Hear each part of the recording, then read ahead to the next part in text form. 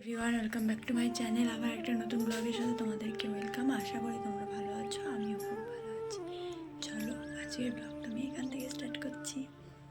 আজকে কী করবো না করবো সমস্তটাই তোমাদের সাথে শেয়ার করবো। চলো ব্লগটা দেখতে থাকো। দেখো আমি এখানটায় রেডি হয়ে নিয়েছি, যাবো কৃষ্ণনগরে। তো তোমাদেরকে বলে দিই কোথায় যাচ্ছি। যাবো একটু কৃষ্ণনগর, কারণ আজকে আমার স্মুথনিং করানো আছে। স্মুথনিংয়ের সাথে সাথে আমি কেরাটিনটাও করিয়ে নেবো, কারণ চুলের অবস্থাটা প্রচণ্ডই খারাপ। তো ওর জন্য বেরিয়েও পড়লাম।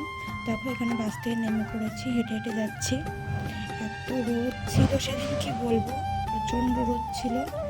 তো আমার টাইম ছিল 10টাতে, তো সেই মতোই আমি বাড়ি থেকে বেরিয়েছিলাম। তো মোটামুটি টাইমের মধ্যেই ঢুকে গেছিলাম।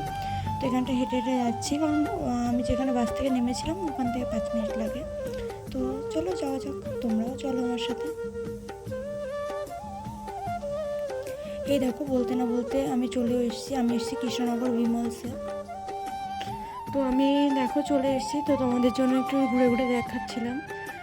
আমি আগেরবারও এখান থেকেই করেছিলাম। তারপর একটা দাদু এখানটায় বসেছিল ধূপকাঠি নিয়ে, তো আমি তার কাছ থেকে একটা ধূপকাঠিও নিলাম, ভীষণ খুশি হয়েছিল। এই দেখো আমার এখানটায় হেয়ার ওয়াশ হয়ে গেছে। তো তোমাদের তো বললাম যে স্মুথনিং করাবো, কিন্তু আমার হেয়ারটাকে দেখে বললো তুমি ক্যারা স্মুথটা করিয়ে নাও। তো আমি সেটাই করিয়েছি। তো এখানটা আমার হেয়ারটা ড্রাই করা হচ্ছে। তো আমি এখানটায় বসেছিলাম। তখন আমি যখন গেছিলাম তখন কেউই আসেনি, কারণ আমার টাইম ছিল 10টায়। তো সবার আগে আমিই গেছিলাম। তারপরে এখানটায় আমার হেয়ারটা ড্রাই করার পরে কী কী করা হয় চলো দেখো।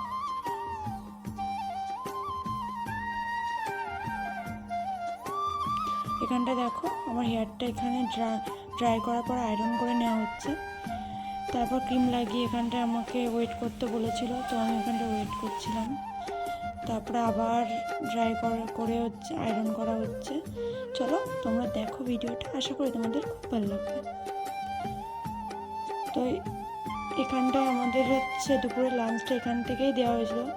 চিকেন রোল দিয়েছিল আর একটা স্যান্ডউইচ দিয়েছিল। স্যান্ডউইচটা খেয়ে নিয়েছি, তারপর মনে পড়েছে ভিডিও করতে হবে।